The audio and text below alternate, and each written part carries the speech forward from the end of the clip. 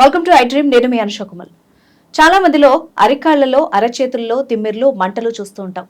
దీని కారణంగా రాత్రిపూట నిద్రపోవడానికి కూడా చాలా కష్టం అవుతూ ఉంటుంది. అసలు దీనికి కారణం ఏంటి? ఎలాంటి చికిత్స తీసుకోవాలి? ఎలాంటి లైఫ్ స్టైల్ చేంజెస్ చేసుకోవాలి? ఇతర జబ్బులు ఏమైనా కారణం అవుతున్నాయా? ఇలాంటి వాటన్నిటికీ డౌట్స్ క్లారిఫై చేసేందుకు మనతో పాటు ఉన్నారు డాక్టర్ రంజిత్ గారు, neuro physician, Medicover hospitals Madhapur నుంచి. వారితో మాట్లాడదాం. నమస్తే డాక్టర్. నమస్తే అండి. మెయిన్ గా అరికాళ్లలో, అరచేతుల్లో మంటలు, తిమ్మిర్లు చూస్తుంటాం. వాళ్ళు నిద్రపోవడానికి కూడా చాలా కష్టంగా ఉంటుంది. అసలు ఈ మెయిన్ కాజ్ ఏంటి ఇది రావడానికి? సో అరచేతుల్లో, అరికాళ్ళలో మంటల్ని యూజువల్లీ పెరిఫరల్ న్యూరోపతి అంటుంటామండి. సో కాళ్ళకి, చేతులకి సప్లై చేసే నర్వ్స్ కనుక ఇరిటేషన్కి లోనైతే ఆర్ మైల్డ్ డ్యామేజ్కి లోనైతే కనుక ఈ అరికాళ్ళలో, అరచేతుల్లో మంటలు వస్తూ ఉంటాయి. బాడీలో నర్వ్స్ ఎఫెక్ట్ అవడానికి చాలా కారణాలు ఉంటాయి. సో కామన్ రీజన్స్ నేను చెప్తాను. సో కామన్ కారణం ఏంటి అంటే ఈ మధ్య కాలంలో అంటే రీసెంట్ పీరియడ్స్లో డయాబెటీస్ అండి. సో డయాబెటీస్ వల్ల కంట్రోల్ లేకపోతే కనుక అది నర్వ్స్ని ఎఫెక్ట్ చేస్తుంది.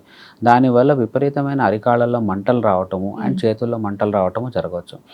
సో డయాబెటీస్ వల్ల వచ్చే న్యూరోపతి కానివ్వండి ఆర్ ఈ మంటలు ఏ కారణం వల్ల వచ్చినా నైట్స్ ఎక్కువ వస్తూ ఉంటాయి. ఎందుకంటే నర్వ్ పెయిన్స్ ఎక్కువ మటుకు నైట్ టైమ్స్ బాగా వస్తుంటాయి. సో దానివల్ల ఏంటి అని అంటే ఈ సిమ్టమ్స్ వల్ల రాత్రిపూట పడుకోవడానికి కూడా ఇబ్బంది అవుతుంది ఈ మంటల వల్ల. సో మోస్ట్ ఇంపార్టెంట్ ట్రీట్మెంట్ ఏంటి డయాబెటిక్ న్యూరోపతిలో అంటే ఫస్ట్ షుగర్స్ కంట్రోలే అండి. సో ప్రత్యేకంగా నర్వ్స్కి మళ్ళీ అంటే మా తిమ్మిర్లు తగ్గటానికి వాటికి ట్రీట్మెంట్ ఇవ్వచ్చు. బట్ ఇక్కడ చాలా ఇంపార్టెంట్ థింగ్ డయాబెటీస్ని కంట్రోల్లో పెట్టుకోవడం. ఈ న్యూరోపతి అని directly related to sugar levels అనమాట. సో కంట్రోల్లోకి రావాలి అని అంటే ఎండోక్రైనాలజిస్ట్ సాయం తీసుకుని పర్ఫెక్ట్గా డయాబెటీస్ కంట్రోల్లో పెట్టుకోవాలండి. అండ్ ఈ న్యూరోపతి తగ్గటానికి, ఈ నరాల మంటలు తగ్గటానికి కూడా కొన్ని మెడిసిన్స్ ఉంటాయండి. సో ఆ మెడిసిన్స్ కనుక స్టార్ట్ చేస్తే మంటలు తగ్గుతాయి. Okay doctor. అయితే మెయిన్గా చాలా మంది ఏం చేస్తారు, అరికాళ్ళలో మంటలు వచ్చినప్పుడు లైట్గా ఏదైనా కోకోనట్ ఆయిల్ రాసుకోవడము, లేకపోతే మాయిశ్చరైజర్ రాసుకొని పడుకుంటేస్తారు. బట్ దీన్ని లైట్ తీసుకోవాలా వద్దా? ఎలాంటి టెస్టులు చేయించుకోవాలంటే వేరే ఏమన్నా రీజన్స్ ఉన్నాయా అని తెలుసుకోవడానికి ఎలా?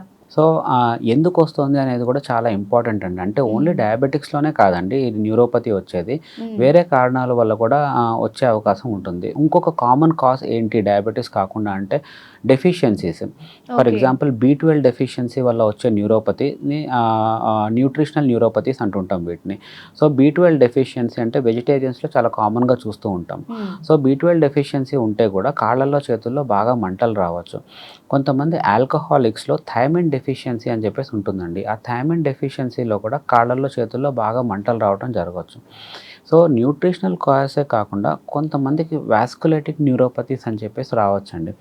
వాస్కులేటిక్ న్యూరోపతీస్ అంటే బాడీలో వాతం వల్ల అంటే ఆటో ఇమ్యూన్ రీజన్స్ వల్ల వచ్చేటటువంటి న్యూరోపతీస్. వాటిల్లో కూడా కాళ్ళల్లో, చేతుల్లో తిమ్మిర్లు రావడం జరగచ్చండి. డాక్టర్ గారు, ఇప్పుడు వైటమిన్ డెఫిషియన్సీ కూడా కారణం అంటున్నారు. మరి ఎలాంటి డైట్ తీసుకోవాలి? నార్మల్ పీపుల్లో కనుక వస్తే అంటే డయాబెటిక్ కాకుండా ఈ కాళ్ళ తిమ్మిర్లు కనుక వస్తే వాళ్ళు ఎలాంటి ఫుడ్ తీసుకోవాలి, ఎలాంటి చేంజెస్ చేసుకోవాలి? వైటమిన్ డెఫిషియన్సీస్ ఆర్ న్యూట్రిషనల్ న్యూరోపతీస్ చాలా common cause B12 deficiency. So B12 deficiency అనేది 2 కారణాల వల్ల రావచ్చండి. ఒకటి మనం తీసుకునే ఫుడ్లో B12 లేకపోవటము, ఇంకొకటి మనం తీసుకునే ఫుడ్లో B12 ఉన్నా సరే మన బాడీలో అది అబ్జార్ప్షన్ కాకపోవటం. సో ఫుడ్లో B12 లేకపోవటం అంటే అండి వెజిటేరియన్ ఫుడ్లో యూజువల్లీ B12 ఉండదండి. సో యానిమల్ సోర్సెస్ నుంచే B12 వస్తుంది. ఫర్ ఎగ్జాంపుల్ పాలు కానివ్వండి, ఆల్ మిల్క్ ప్రొడక్ట్స్ దేనిలో నుంచి అయినా, ఎగ్ నుంచి అయినా ఆర్ నాన్ వెజిటేరియన్ ఫుడ్ నుంచి అయినా B12 అనేది అందుతుంది.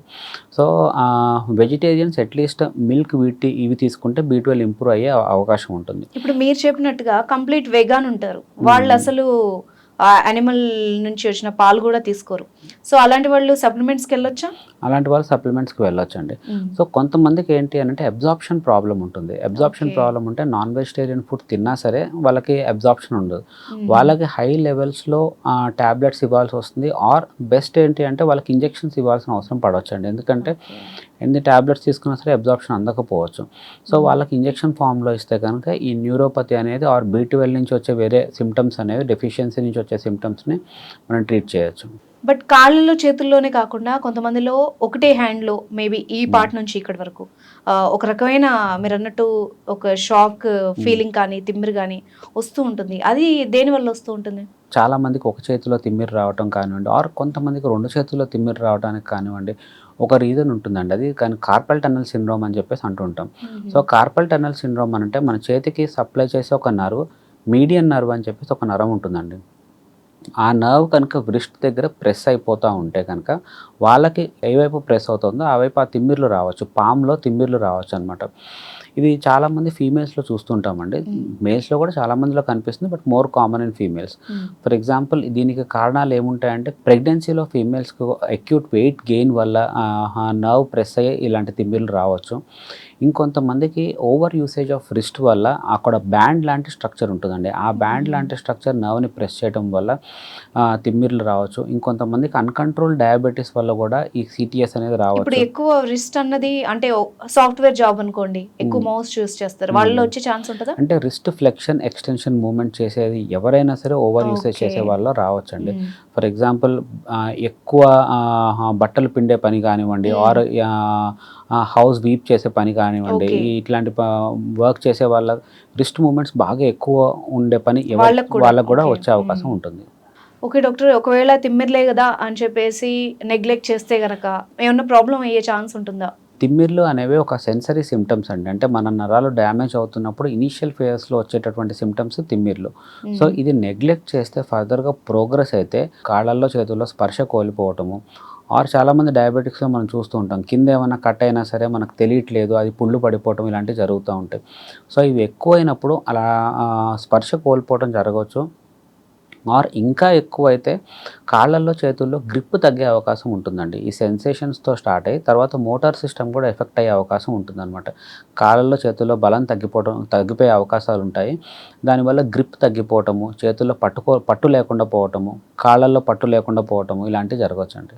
మరి ఎలా డాక్టర్, వాటికి ఏం ట్రీట్మెంట్ ఉంటుంది? సో ఈ న్యూరోపతికి ఎస్పెషల్లీ ఏంటి అంటే అండి, కాజ్ ఐడెంటిఫై చేసుకోవాలండి. న్యూరోపతికి రావడానికి చాలా కారణాలు ఉంటాయి. ఇందాక మనం మాట్లాడుకున్నట్టు న్యూరోపతి డయాబెటీస్ వల్ల వచ్చిందా, ఆర్ విటమిన్ డెఫిషియన్సీస్ వల్ల వచ్చిందా, ఆర్ ఏదైనా వాస్కులేటిక్ న్యూరోపతినా, ఆర్ ఏదైనా ఇన్ఫెక్షన్స్ వల్ల వచ్చిందా. సో దేని వల్ల వచ్చింది అని ఐడెంటిఫై చేసుకోవడం చాలా ఇంపార్టెంట్.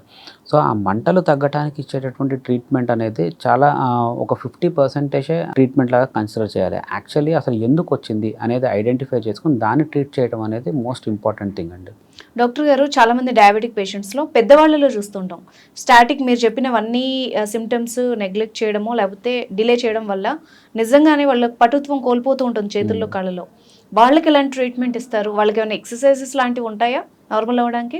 సో న్యూరోపతిని ట్రీట్ చేయటము, దాని యొక్క సిమ్టమ్స్ని ట్రీట్ చేయడంతో పాటు ఆల్రెడీ న్యూరోపతి వల్ల జరిగిన డ్యామేజ్ని ట్రీట్ చేయాలంటే అండి physiotherapy plays a major role.